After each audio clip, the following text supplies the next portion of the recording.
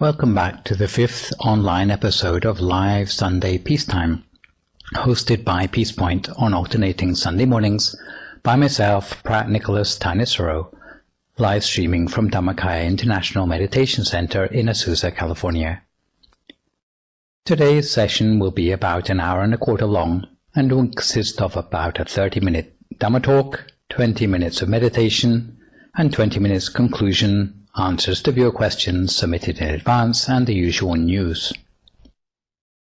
Last time you saw me, we looked at aim in life and the 5 hindrances, basically how to reclaim time for our meditation and overcome obstacles as they arise in our meditation.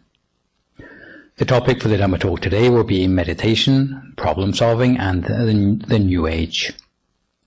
Again, this session I would encourage you to send in any questions that you have to the DIMC family line group, post them on the Peace Point Meditation YouTube page, or send them to me personally so that I can have a shot at answering them next time round.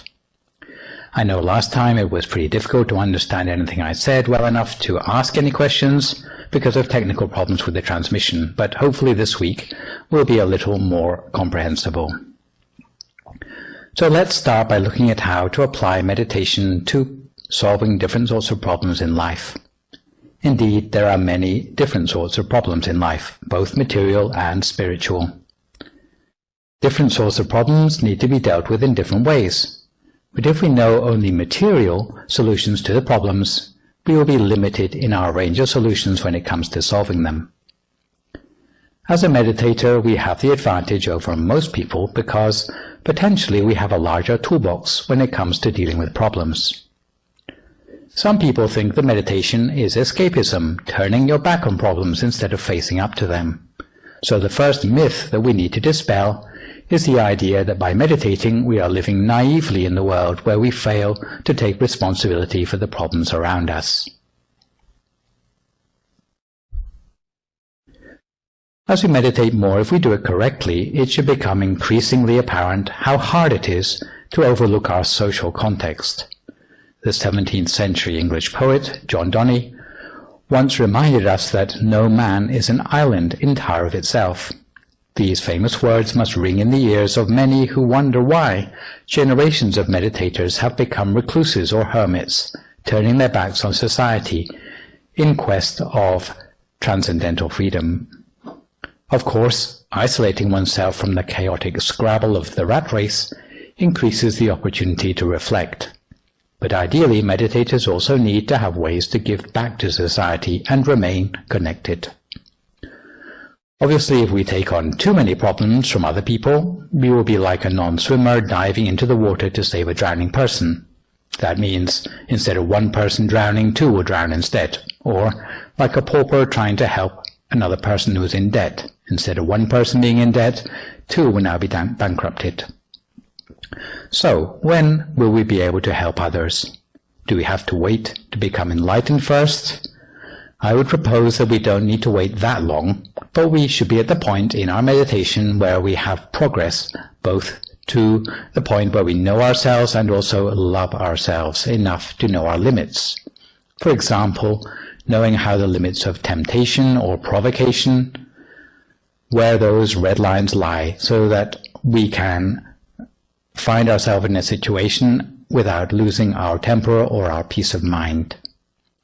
Besides knowing our limits, we also have to know the nature of the problem and be able to discern and tell the real root of the problem. An important first step is to be able to identify what category a problem belongs to so that you can deal with it in an appropriate way. Because not every sort of problem requires meditation to solve it. In this respect, I would like to propose 7 different categories of problems. Material or linear problems, problems of which you are a part, vicious circles, attitude problems, problems that better prevented, problems requiring loving kindness, and problems you can't solve on your own. So let's look first at material or linear problems. These are problems with single causes leading to a chain of problematic outcomes. It could be something as simple as a printer running out of ink, where the problem is solved simply by replacing the cartridge. You might ask yourself what role, if any, meditation might have in implementing the solution. But even when solutions are obvious, they may not be easy and may require perseverance and courage. In the midst even of a simple national or international crisis, the experience of suffering may affect different people differently. Some people may be devastated emotionally by the crisis. Some people may carry on with their lives without so much as batting an eyelid, in spite of all the fighting going on around them. If you are a meditator, you have more potential to guard the state of your mind, not to be shaken by paranoia as the chaos becomes rife. Being upset about a situation usually does not help to ameliorate the situation, so you need to insulate yourself emotionally. On the contrary, when other people are put under stress, they may react in strange ways, such as overeating, undereating, or drowning their problems with liquor. This weakens the health of the person concerned, making them less able to deal rationally with the problem. Thus, whenever you are put under stress, always make sure that the situation doesn't affect the moderation of your normal eating habits, and try to deal with problems sensibly instead of emotionally. A second sort of problem, more complex than linear problems, are problems where we are part of the problem. To give an example of such a problem, there was once a lady who was having problems in her marriage. Her husband would go out late at night drinking, and if she complained, his response would be to come home even later and even drunker. Thus, in desperation, not being able to see a solution to the problem, she went to see the monks at the temple, with the hope that if she could get some holy water from the monks, she could sprinkle the holy water on the source of the problem, and like waving a magic wand, the holy water would make her problems miraculously go away. The first monk she met was perhaps more perceptive about the lady's problem than she was.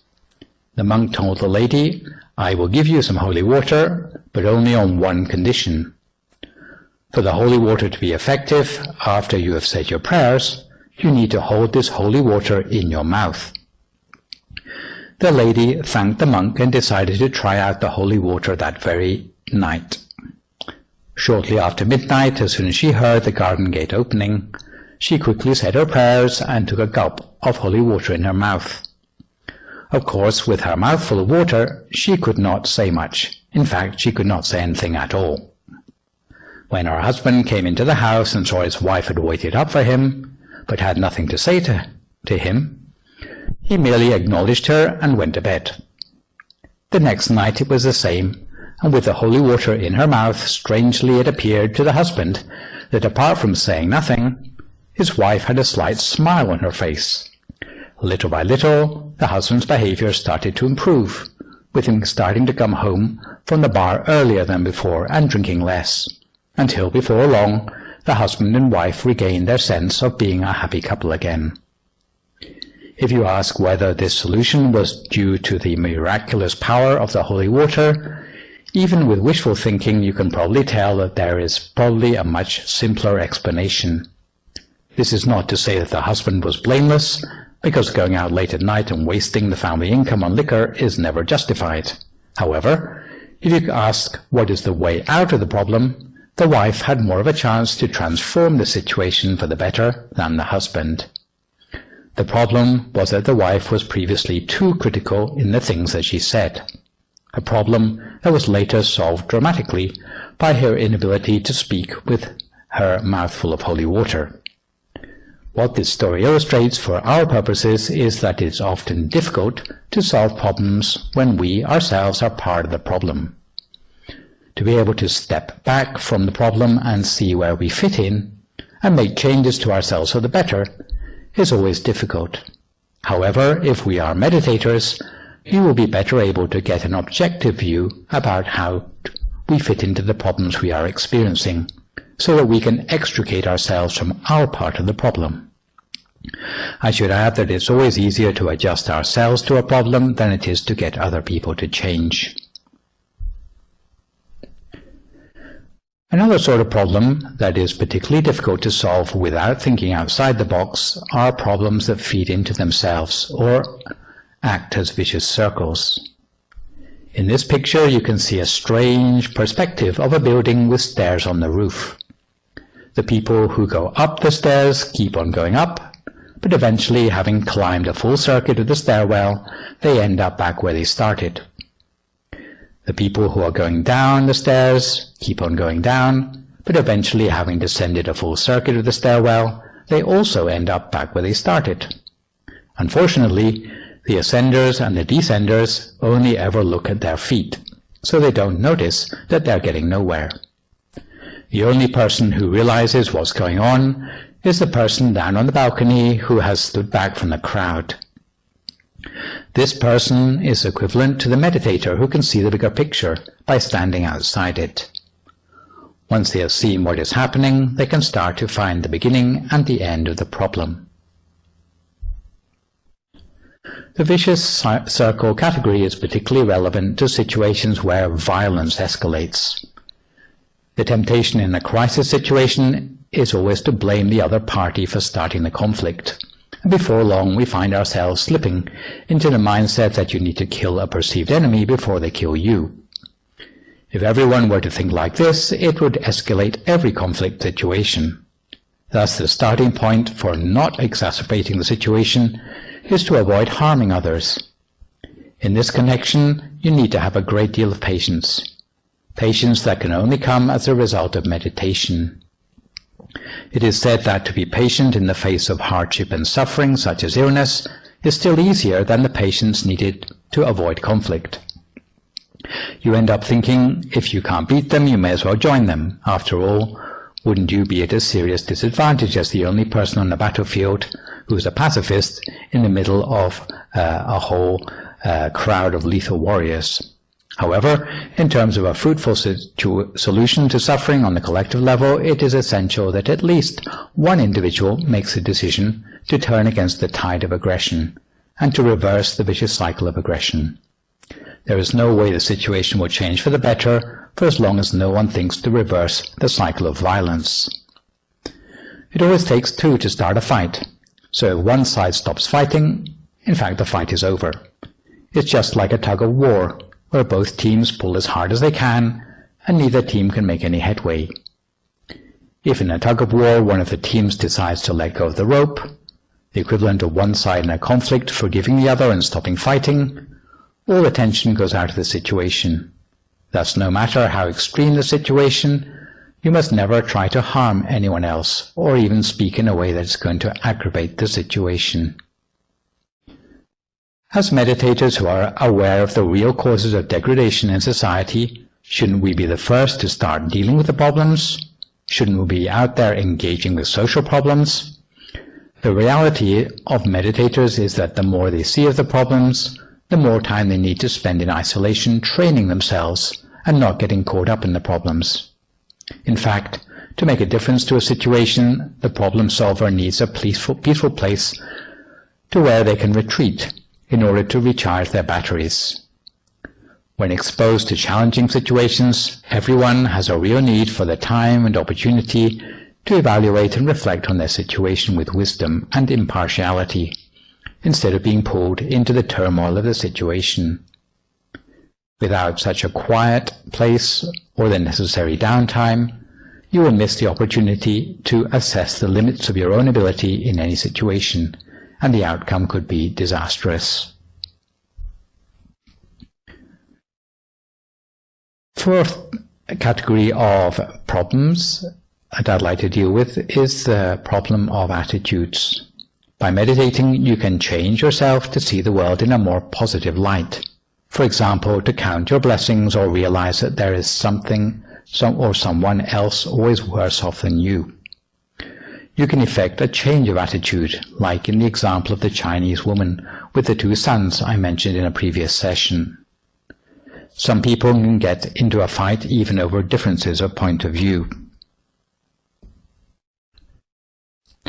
One person, for example, who stands above this figure and insists that it is a 6. Another person standing below the same figure looks at it and insists that it is a 9. Just because they have a different point of view, they could very easily get into a disagreement. This is just for a very simple example, but you can imagine how much more potential there is for conflict when you're talking about any subjective opinions. For example, whether to rush in and change a situation with people quoting the proverb, "Make hay while the sun shines," or those who would prefer to hold off and size up the situation a little longer, also quoting the proverb, "More haste makes less speed." There is always a way to avoid problems originating from the difference of point of view, which is for each person to think, speak and act from the center of their body, and it will allow every person to be on the same page when observing the world. This does not necessarily mean seeing the world in an overly optimistic way, but it helps everyone to see the world according to its reality.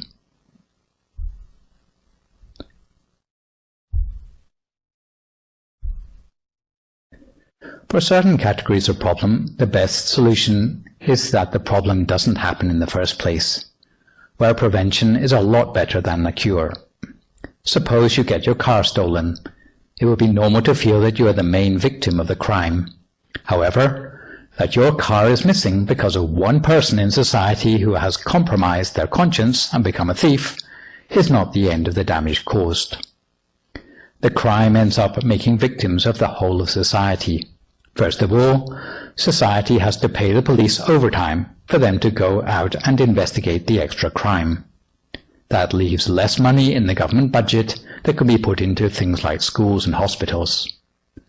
As a result of their investigations, the police may or may not be able to recover your car, and the car may or may not be a total loss. If it is totaled, your insurance premium next year will be higher. If the police catch the thief, then society has to pay the salaries of all the judges, court staffers, and jury. If the thief is convicted, then society has to pay for incarceration, which is about $100 a day in a federal penitentiary, multiplied by 365, and by the number of years they serve their sentence. It is society, or you, the taxpayer, who picks up the tab. The cost is high because every jail has to be up to the standard of the Bill of Human Rights. However, for all the correctional effort, the prisoner may not be discouraged from reoffending. In fact, they may be persuaded to become a hardened criminal when they meet other car thieves inside who can exchange tips on how to commit Grand Theft Auto without getting caught. When they get out of jail, apart from the taxpayer having to continue to pay the salaries of probation officers, the ex-con now has a network of savvy friends from inside. In the end, the criminal justice system does not bring much satisfaction to you, the victim of the car theft, who has now got a wrecked car, a higher insurance premium, higher tax rates, and less government money for social services. Unfortunately, the logic of the justice system is that the victim gets the satisfaction of revenge on the victim. But as you can see, the satisfaction is pretty limited and comes at a high price.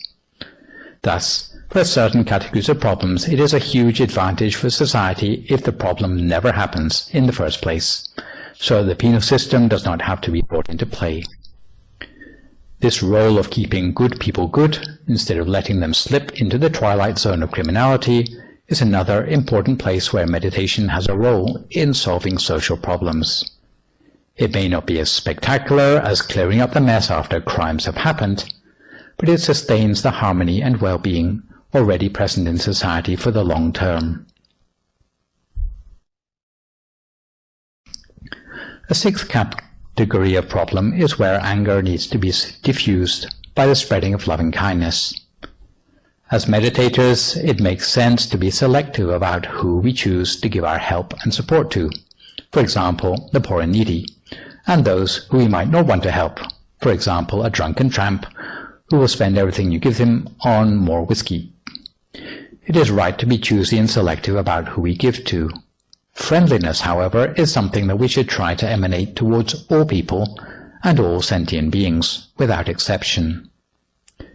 The fruit of spreading loving kindness towards others without exception is very beneficial both to ourselves and others.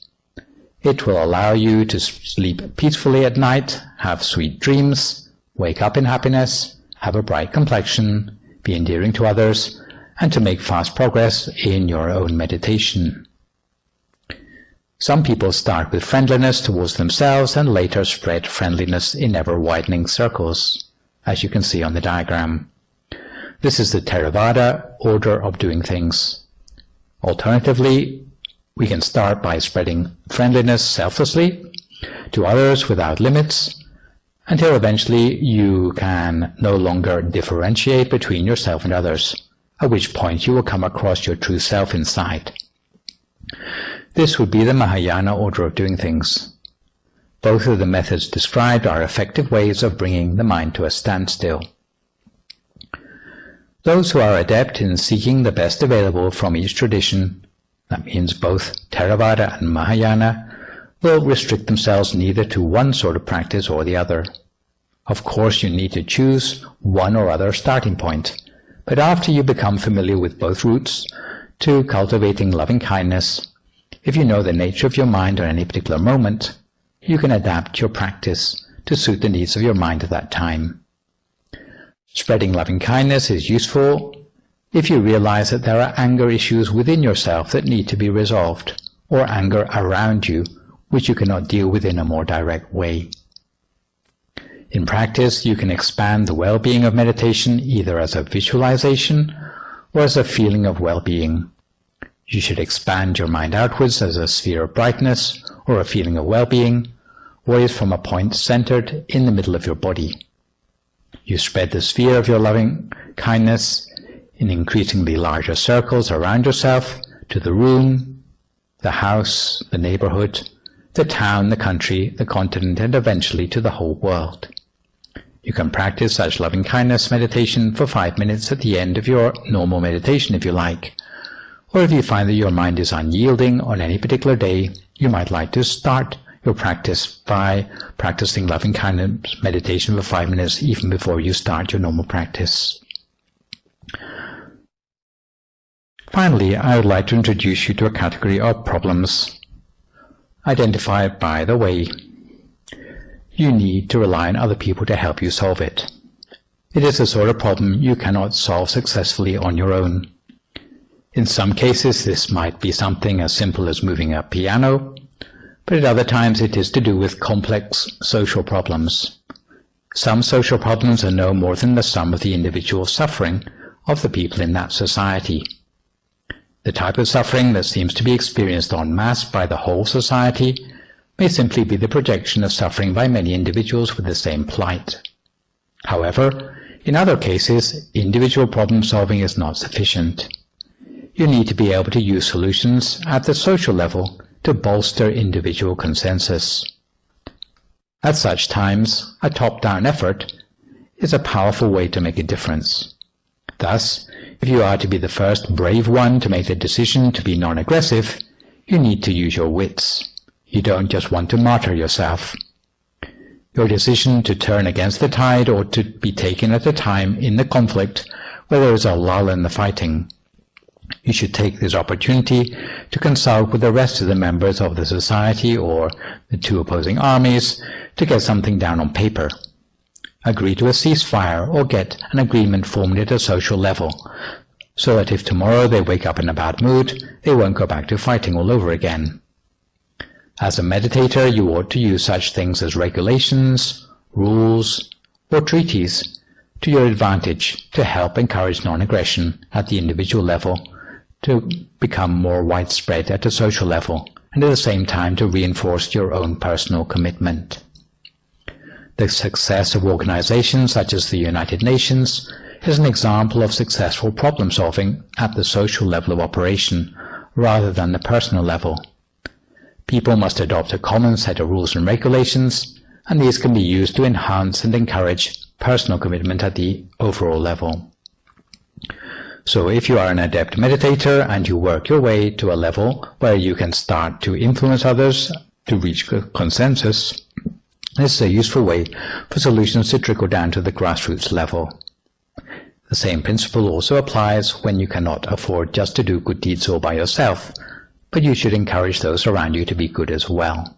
For example, if you are a good person but you live in a neighborhood full of drug dealers, then before long the drug-related issues are going to end up on your doorstep as well, even though you might not be directly involved in those illicit activities.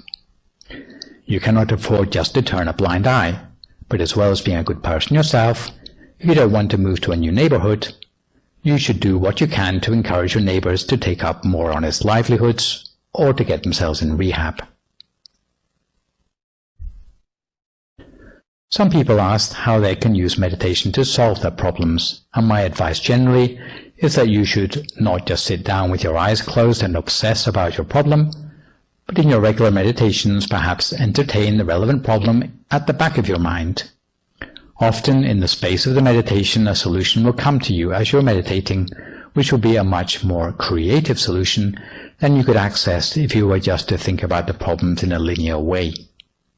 Often, if the problem is in the category of attitudes, you may find that what you originally thought was a problem at the beginning of your meditation actually no longer seems problematic by the end of your meditation.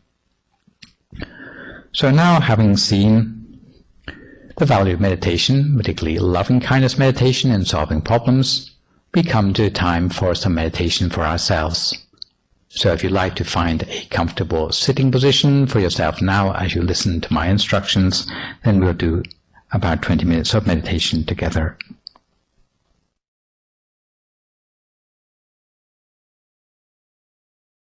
So if you'd like to start by finding a comfortable position for yourself in meditation,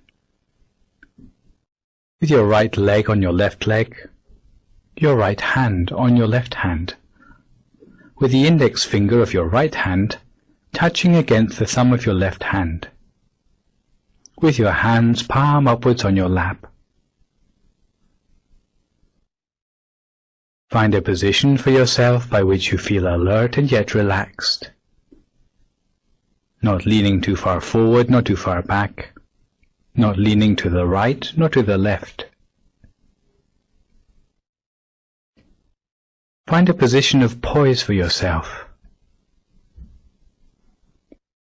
Make sure your eyes are only very gently closed. Never squeeze your eyes closed, but close your eyes gently in the same way you would close your eyes to go to sleep. Make sure there is no heaviness on your eyelids. If you notice that your eyes are closed too tightly, or if there is any heaviness on your eyelids, you may need to open your eyes and close them again more gently. Once your body is completely relaxed, you can turn your attention to relaxing the mind. If you like, you may like to think of all the merits which you have done in your past, whether it be the merits of generous deeds for the benefit of society around you, donations to the temple, offering of robes, keeping the precepts purely, even meditation and chanting in your daily life.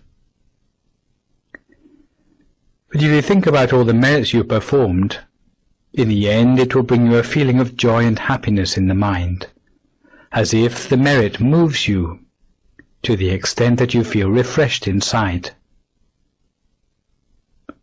You should cherish such a feeling of happiness in your mind, just for a few moments, as if all the happiness seems to come from the center of our body.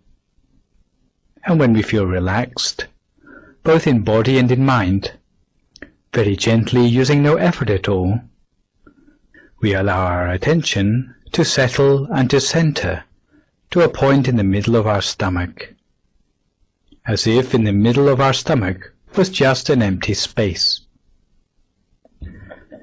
Maintain your mind at the center of the body, observing as continuously as you can for as long as you can. Keep your mind always at the center of whatever arises there, at the center of the bright sphere of light, or at the center of the Buddha image inside yourself, if that's what you prefer, until eventually there are no remaining thoughts in the mind anymore, and the mind can come to what we call a standstill at the center of the body. A standstill means that the mind comes to rest inside the body, without any thinking anymore. Some people think that the mind is nothing without thinking. But in fact, in your meditation you will find out that the mind without thought is much more powerful than the mind caught up in concepts. The mind which is free of all thoughts can start to draw upon consciousness at a deeper level. Consciousness, which we call the gut feeling of the mind, consciousness, which we call the inner wisdom of the mind. Once we switch on to these things, then it will be like a light within ourselves, which illuminates and literally sheds light on the mysteries of the world around us. Because wherever there is light, there is knowledge. Wherever there is knowledge, no ignorance can creep in. All the other things, whether it is greed, fear, hatred or delusion, no longer have a place to hide themselves. Because once we have understood the reality of the world through inner experience, no one can persuade us to understand the world otherwise. Because we have already seen the nature of the world for ourselves. So now for a few more moments in silence, each to their own meditation, cultivating the mind at the center by the means of your bright object and the sound of the mantra if necessary, until we come to the appropriate time.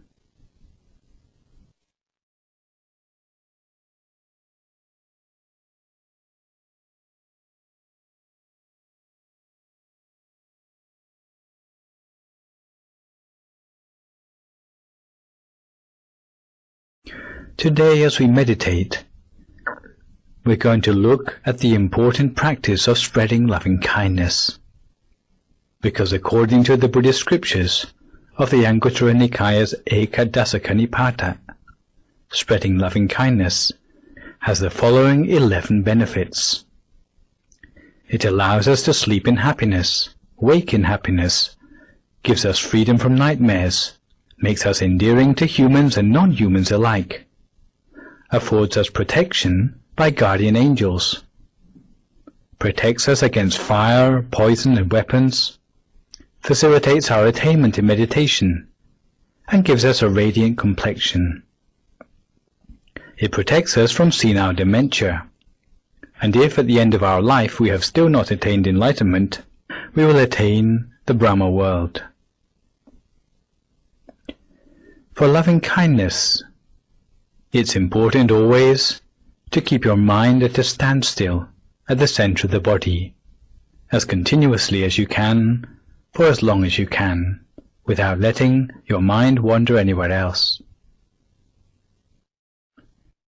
If you find your mind is attracted away by the sounds around you, sensations in your body, or thoughts in your head, as soon as you realize, always bring your mind back again to the center of the body and continue as before.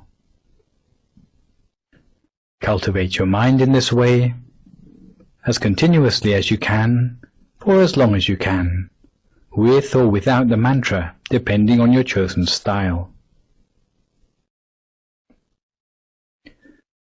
Our mind remains always at the center of the body, at a standstill at the center, whatever inner experience we have attained for ourselves. For some people it will be like a clear, bright sphere of light at the center of the body. For other people, it will be like a clear Buddha image at the center of the body. For others still, it may be like a feeling of warmth or well-being at the center of the body. Whatever sort of inner experience we have attained for ourselves, we place our attention very gently at the center of that experience, at the very center of the inner experience within ourselves, touching gently with the same lightness as a feather floating down to touch on the surface of some water, so lightly that the feather doesn't even break the surface of the water. In the same way, we touch our attention at the center of the inner experience within ourselves. We touch our mind at the center with just the right amount of attention.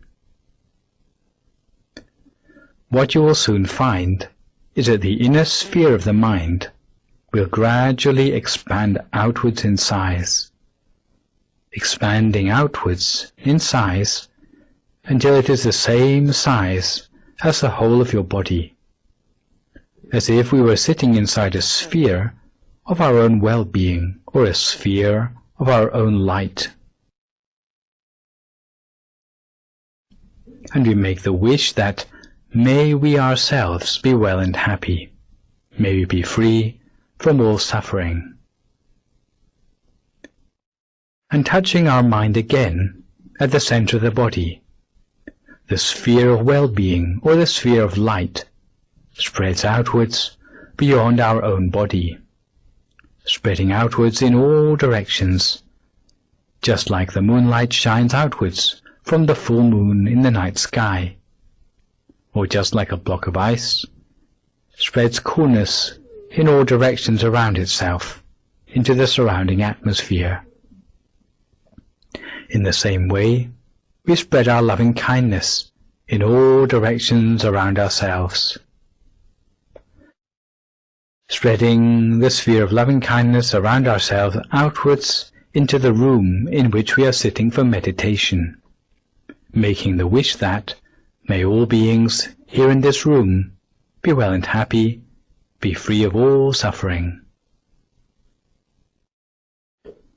And we spread our loving kindness further still, spreading it outwards from the center of the body to encapsulate the whole of the building in which we are sitting for meditation, with the wish that may all beings in this building be well and happy, be free of all suffering.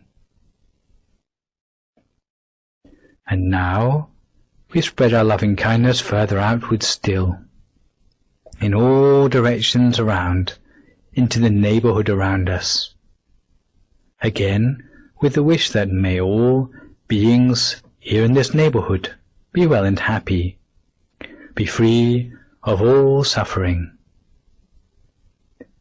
And we spread our loving kindness further outwards, in all directions all around, into the whole of the city around us. If you find it easier, you can imagine it as a map seen from above. Then imagine the city so. Spread loving kindness outwards to cover the whole of the map of the city in all directions all around, so that there is no part of the city not touched by the coolness and radiance of loving kindness, again making the wish that may all living beings here in this city be well and happy, be free from all suffering.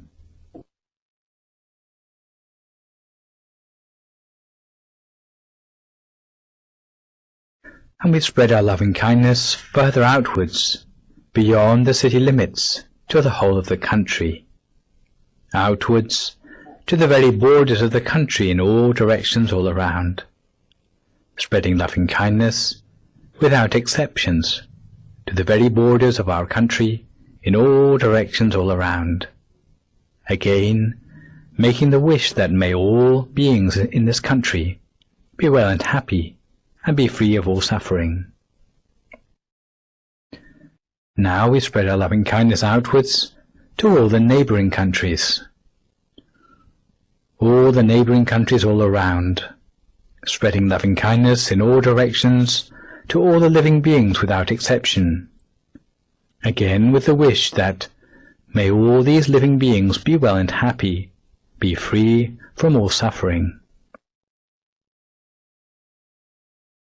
And now we spread our loving kindness outwards again to the whole of the continent around us, every country on this continent, so that our loving kindness spreads its coolness and radiance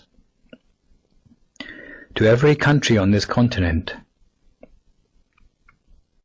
again with the wish that may every living being here on this continent be well and happy, be free of all suffering.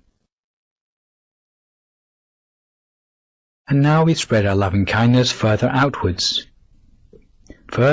still, to every continent of the world, whether it be Asia, Europe, Africa, North and South America, Australia or Antarctica, so that there is no corner of the world not touched by the radiance and coolness of our loving-kindness. Spreading our loving-kindness to every place on the surface of our planet. Again, with the wish that, may every living being without exception, whether on the land, in the air or in the sea, be well and happy, be free from all suffering.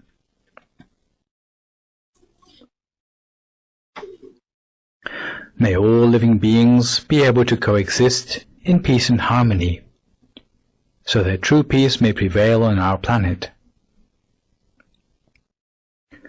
And we spread our loving-kindness in all directions all around, outwards into the universe, to the front and to the back, to the right and the left, above and below, putting our loving-kindness outwards into the universe around us, with the wish that, wherever there may be living beings, may they too be touched upon by our coolness and radiance given by our loving-kindness.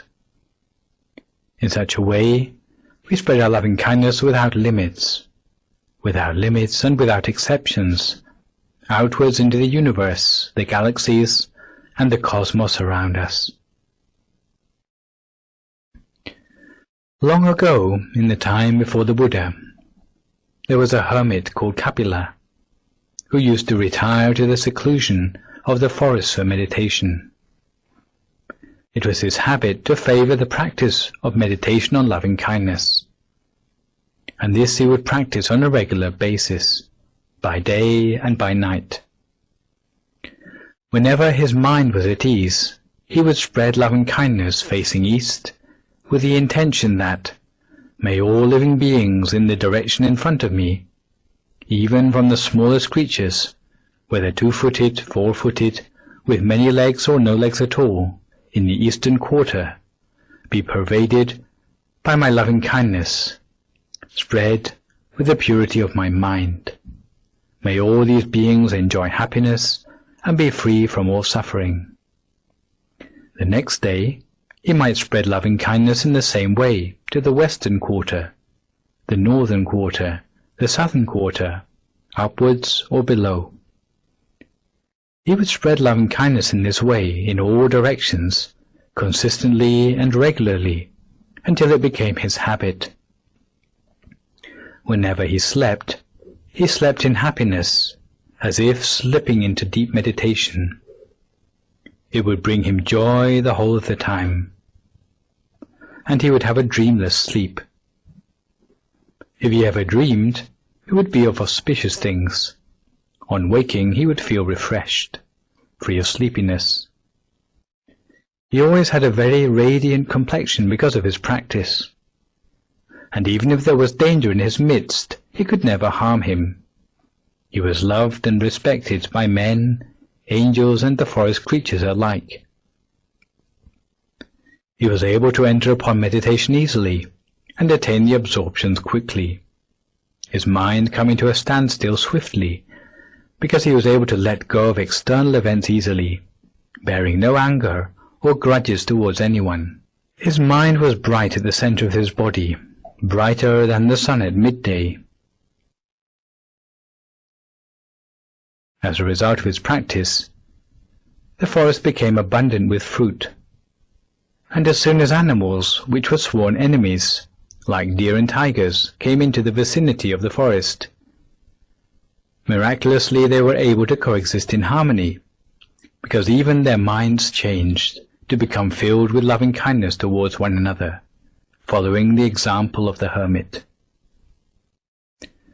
However, when those animals came close to death, they would be unable to stay in the forest, but felt compelled to pass away outside the forest so as not to pollute the pure atmosphere of the place. Even the creepers and shoots of the plants in the forest coiled auspiciously in a clockwise direction. Later, after many aeons had passed, This place was to become the town of Kapilavastu, in the present-day Nepal, where the Lord Buddha was to grow up. These are some of the fruits of spreading loving-kindness, which appear even during the present lifetime. So, having spread loving-kindness in this way, we condense our awareness down, back to the center of our body again, taking careful note of the brightness, the clarity, and the feeling of peace and joy at the center of our body. In particular, we should take mental note of the feeling of well-being at the center of our body, remembering this feeling as well as we can, because this feeling of well-being is very important for us. It represents the state of progress in meditation that we have made up till now. If we can remember this feeling as well as we can, the next time we come to meditate again, we can start again from this feeling, and starting again from this feeling, we can continue to make progress in meditation next time from where we left off. So for the last few moments of this meditation, take a few moments to make a mental note of the state of your progress in meditation, remembering the feeling as well as you can. Now for a few more moments, each of their meditation practice in silence.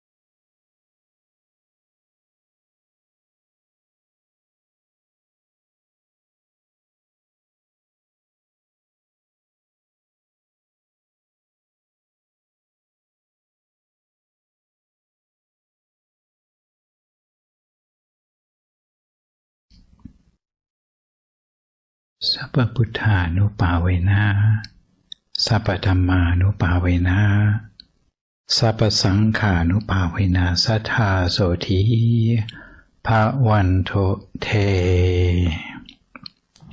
So if you'd like to come to the end of your meditation for today, you can gradually open your eyes again. If you feel at all uncomfortable, then slowly try changing to a more comfortable position before gradually finishing your practice.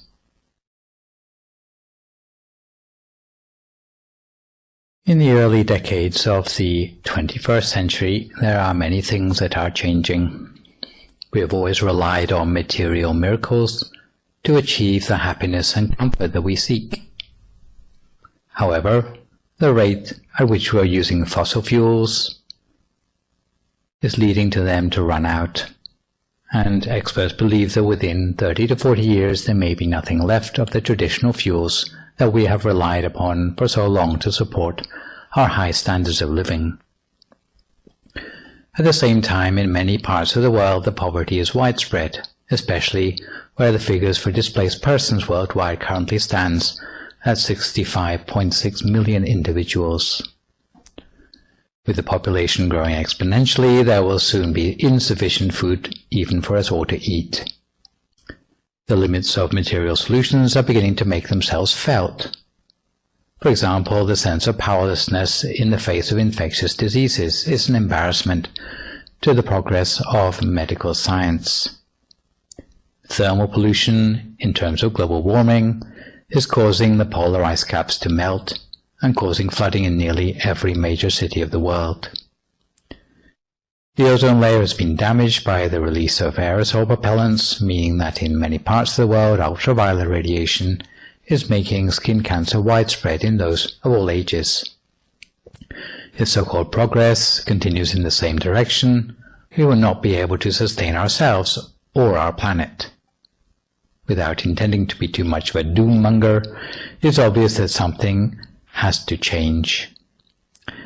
And it can be concluded that what we're seeing throughout the world is a natural part of growing and development of civilizations. When the pendulum of civilization has swung as far as it can in the direction of materialism, naturally it must start to swing back in the direction of spirituality. Why? Because never forget that our human being consists of two distinct parts, body and mind, both of which need to be sustained. If we neglect one part of ourselves at the expense of the other, eventually our individual health will suffer, and the same is true on the social and global levels. Change is coming for sure, but will it arrive kicking and screaming, or will it arrive much more gently?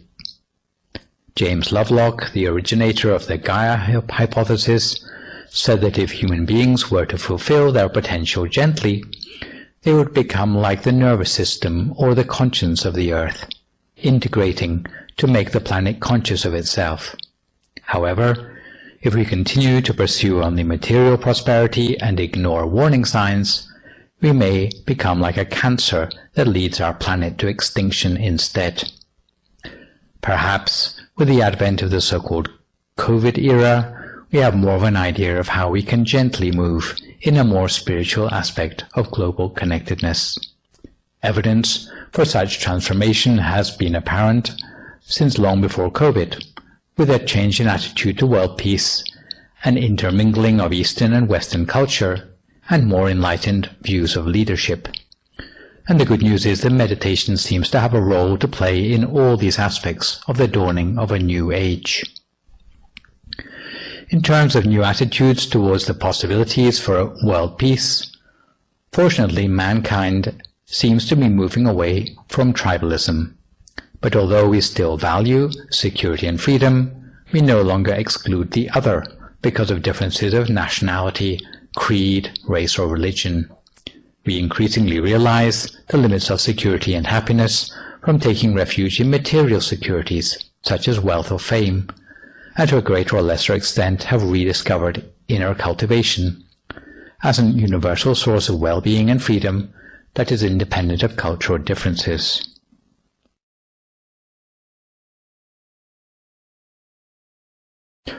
Just as the East accepts more Western ideas like human rights, the West is beginning to accept more Eastern ideas like meditation. Almost imperceptibly, there is a cultural shift on which is affecting people in every country. To be stuck in traditional culture leaves one vulnerable to exploitation by modern self-interest. But to know only modern culture is to lack the deeper tools of discretion. But with the best of both worlds, West and East, there is a possibility of standing on the threshold of something much greater than the parts. A sort of collective consciousness for the planet, where global connectedness can bring benefits both material and spiritual. In the old days it was necessary to renounce material comfort in order to attain spiritual knowledge. But more and more there is a possibility to balance spiritual prosperity with material prosperity, instead of swinging to one extreme or the other.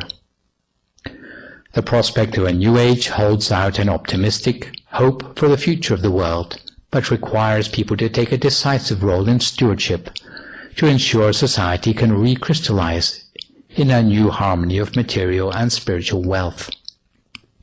There is no law of nature to guarantee that humans will successfully make the transition to a more harmonious society without destroying themselves along the way. The future lies very much in our own hands. It is our own choice. If we are to succeed, we have to rely on certain things such as reducing our prejudices, especially ones which make us see ourselves as separate from others, and secondly, not just to do good ourselves, but to reach out with our practice for the benefit of others too. The thing that will make a real difference to the transition is the degree to which meditation is widespread in society. Meditation is the most direct inroad into spiritual experience. Meditation will help us to start recharging the spiritual batteries left flat by the scurry for material wealth. Where we have always relied on miracles of technology, meditation will start to create a few miracles of spiritual development for itself. Some people think the miracles mean extraordinary feats of power, floating in the air, walking on the water, or doing conjuring tricks. However, I would ask you, is it not more miraculous to see long-term changes that occur in people's lives, characters, or personalities as a result of their spiritual practice?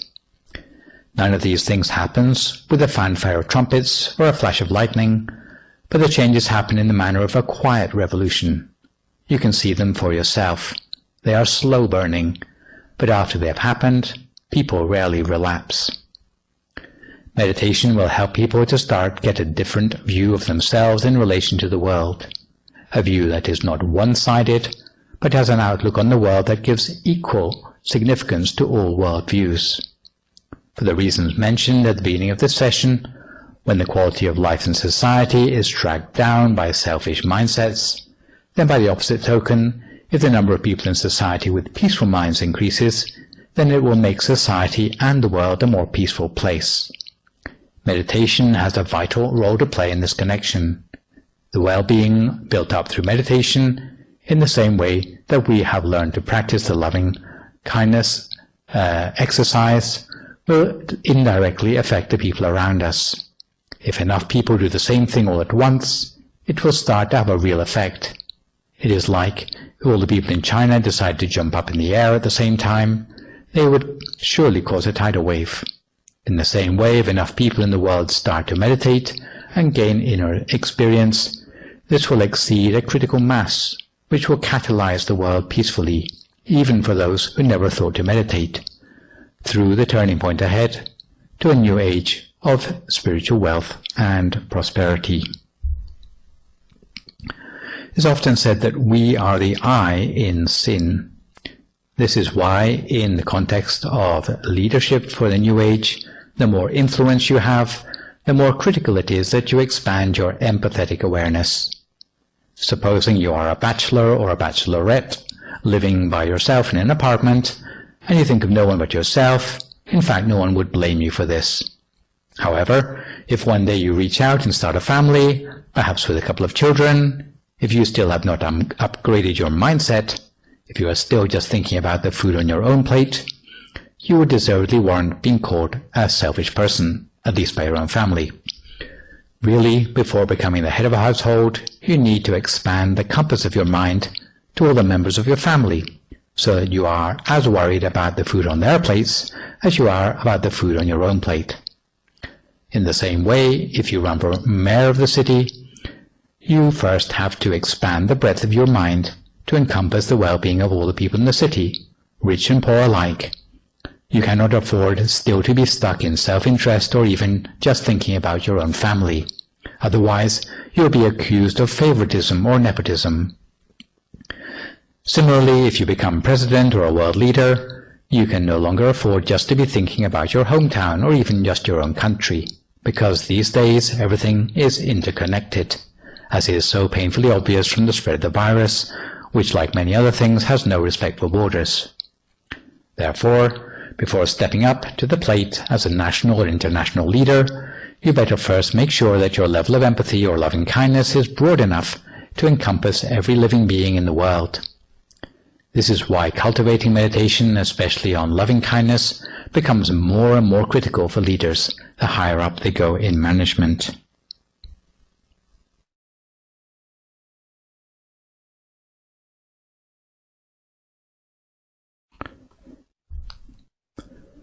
In the meantime, applying your meditation through the principles of problem-solving mentioned at the beginning of today's session, you can summarize the framework for meditational problem-solving as follows. When confronted by a problem, never insult others nor try to harm others, because it will only make the problem worse. When confronting problems, be especially careful to exercise restraint in upholding your precepts and complying with the rules and regulations relevant to your situation. When feeling stressed, be careful to exercise moderation in your appetite, making sure you don't eat too much, eat too little, or imbibe alcohol in response to your woes. In spite of the stresses in your uptime, make sure that for your downtime you have a go-to place that is peaceful enough for you to meditate and get a refreshing night's sleep. Finally, even though it may seem hard to meditate when you are going through problems, keep meditating in spite of those problems, because meditation in times of stress is 10 times more valuable for your well-being than meditation when the going is easy. If you can manage all of these interventions, rest assured that you will answer the description of the leader and problem solver needed by the society of the future. So let's turn now to look at some of the questions sent in by viewers. Here's a question from Jane Godfrey of Doncaster in England. She has asked, I want to recognize fools and keep them at arm's length, but I become irritated and find it hard to get over my annoyance when those I see as taking advantage, in other words, taking more than what they are giving or not backing up what they say with their actions. How can I overcome this self-righteous type response and maintain my own balance? Well, thank you, Jane, for that question. And in answer to it, I would say that if you want to avoid associating with fools in your everyday life, apart from avoiding social contact with fools, it will be necessary to give special attention to the following issues, and I quote from the Mangala Sutta as explained in the Temple's book called A Manual of Peace. In the case you have to associate with a fool, you need to be especially careful. Sometimes you will be put in a situation where you have to associate with fools even though you don't want to. For example, you may find out that your work boss is corrupt. If you refuse to have any part in their dealings, you might get fired. What should you do in such a situation? Well, if you do everything the boss wants, in the end you will become corrupted too. The best way forward to treat such fools is as if you were warming yourself before a fire. For a fire, if you stay too close to the fire for too long, then you get burned. If you stay too far away, you will be left out in the cold. Thus, just as with a fire, you need to keep the appropriate distance from a fool, not too near and not too far. Also remember that you can only afford to intervene with a fool in the case that you are sure that you have the capability and steadfastness to help them. Whether you can really help a fool or not depends on whether your own level of virtue is sufficiently steadfast to allow you to help them unscathed. If you are not yet sufficiently steadfast, then it may be that you need to keep your distance, even if they are your own relatives. If you come across a fool who does not respond to your interventions, you may have to resign yourself to biding your time and waiting for a situation to occur where the damage of the fool's actions becomes obvious. Only at that time will they become a little more ready to listen to your advice. In such a situation, you may need to be cruel to be kind, withholding your help or advice until it can truly make a difference. It is not really a case of self-righteousness, but certainly you need to work out if you are strong enough morally to help out a fool or whether you need to back off from the situation. The level of steadfastness you can bring to the situation will depend on how strong you are in avoiding unwholesome behaviors yourself, especially involving the roads to ruin, how strong you are in making a break with any unwholesomeness in your past, and how strong you are at continuously sustaining your cultivation of wholesome behaviors in the present day. When dealing with fools, in summary, you can say the ideal is to interact without transactions. Try to avoid joining up with fools, receiving things from them, or giving or lending them things. If you are looking on and seeing the people you love being ripped off by fools, do your best to open the victim's eyes to the truth of their situation, especially if they are off their guard, according to the duty of a good or a noble friend. Let me finish up with a couple of news items, one about merit making at the temple and a second about availability of meditation teaching in English. At the moment, as you probably know, despite having passed the peak death rate for COVID-19 in both the US and California, the activities of the temple are still limited to those we can share online, as the temple remains closed to the public with no monks going out into the community and no community members coming into the temple, until the risk of COVID-19 contagion has passed. This week is a little better than the preceding weeks, however, and since California has had a slight relaxation in its social distancing regulations, we are now receiving so-called curbside or drive-through donations of food and requisites. Anyone wanting to make a contribution to the temple, as long as you come with a group of less than 10 people, may make an appointment with the temple staff, and a monk will come down to the temple gate, dressed in full PPE, to receive the donation and give a blessing. In the meantime, although all of us hope the present situation will not last too long, the silver lining for the crisis is that there are additional or perhaps different ways in which temple devotees can show their support for the temple without attending in person. We are now entering on the second month where our temple has been reliant for its income on a weekly merit fund, whereby devotees can pledge and transfer donations of money, any amount you can spare, to be used for necessary things like food and medicine to keep the temple community going, with further details to be found in the temple's DIMC family line group, or you can ask about it by phoning up members of the temple staff. Basically, the convenient ways are mailing checks to the temple address or by bank transfer. In addition, there's also two things called Venmo and Zelle, which can be used to transfer money online. The special merits arising for those contributing to the COVID-19 Silver Lining Fund are that you will have a life free of obstacles and danger, you will gain mastery of all forms of knowledge, prosper in your duties, have special insight into Dhamma teachings, attain purity with ease, breaking free of the defilements of the mind. You will gain wealth on a worldly, spiritual and transcendental levels, allowing you to pursue perfections with ease all the way to the attainment of the utmost Dharma, and the whole temple would like to rejoice in your merits on this occasion. Paying attention to what's happening in the moment is difficult in the age of COVID-19, but meditation can also help us cope during these unsettling times. In this respect, here at the temple, although there are no face-to-face teaching sessions for the interim, you can log in to Dhamma teachings in English at the YouTube channel called Peace Point Meditation, or the Facebook page of Peace Point Meditation, either live on Thursday evenings and Sunday mornings, or on demand after the event. Peace breaks are broadcast every evening between 7 and 7:30 p.m. between Friday and Wednesday.